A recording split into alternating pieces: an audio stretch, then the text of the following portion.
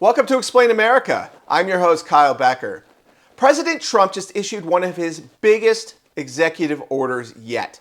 And it has been a scourge that has been harming America's cities for over a decade now.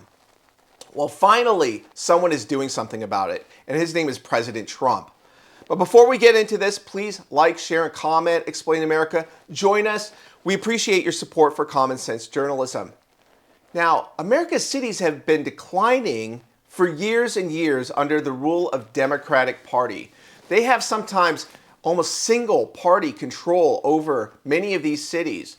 New York City, since Giuliani at least, and Chicago, San Francisco, Houston.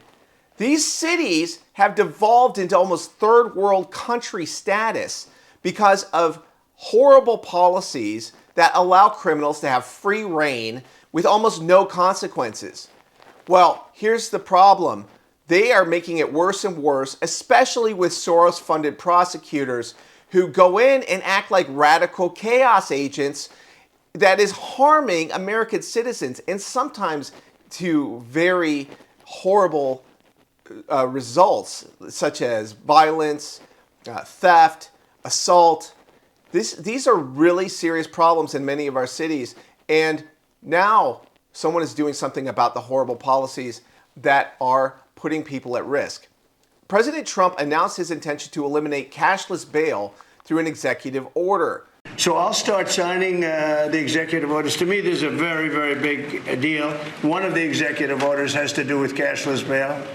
That was when the big crime in this country started. And I can tell you who did it, when, but I don't want to do that because others followed pretty quickly.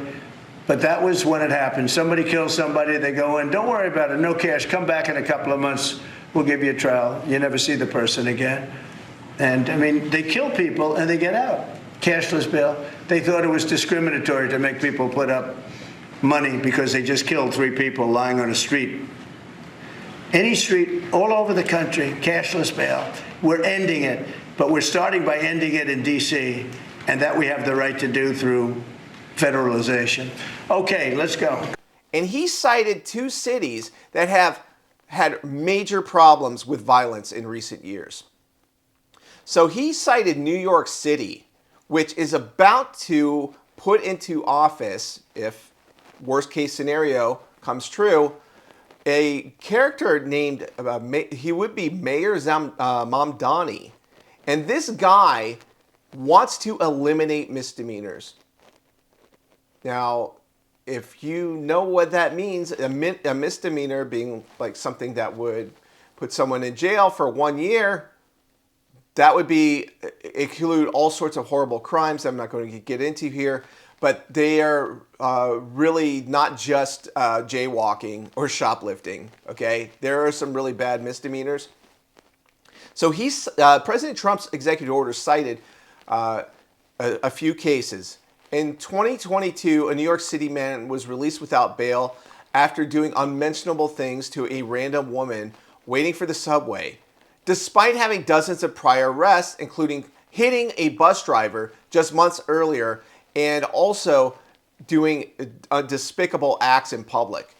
In 2022, a New York man brutally killed a mother in front of her 3 children less than 24 hours after he was freed without bail in a violent assault of the same woman. The man had a prior conviction for kidnapping his ex-girlfriend at gunpoint. This guy was released on cashless bail. In 2023, 2 men beat up an NYPD officer. They were freed without bail.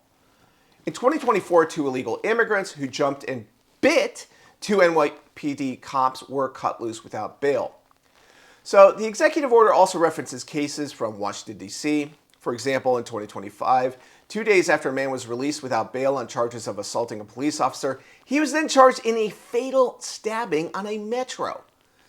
In 2024, a man charged a daycare attack was released without bail and then arrested again for beating 2 teachers in front of toddlers. The man had numerous prior arrests. In 2023, a man was allowed to roam free while awaiting a trial for a D.C. murder, and he was arrested for shooting in 2 homes in Prince George's County, Maryland. Now, here's where this all wraps up. The president touted early results of his security push in the nation's capital, claiming that over the last 11 days there had been 0 murders, while police had arrested a total of well over 1,000 people, seized hundreds of guns away from young kids that were throwing them around like it was candy, and apprehended scores of illegal aliens. So this lawlessness that was going on in the nation's capital is coming under control.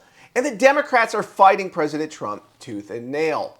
Well, no wonder. When they have policies like Mamdani's proposing up in New York City, where violent and heinous criminals would not only be able to be released on cashless bail, but wouldn't even be able to be jailed on misdemeanors, well, this is just a recipe for disaster.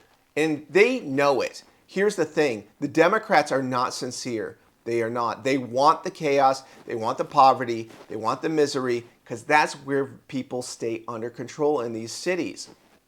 It's very hard for normal people to wrap their minds around. But these are radical ideologues. And I'll give you an example. If you look at some of these mayors, such as Mayor Brandon Johnson in Chicago, he recently said that people should not be arrested for crimes like theft because it's the system's fault that they are committing these crimes, that we need affordable housing to solve the problem of violent crime in our cities. That is about as socialist as it can get.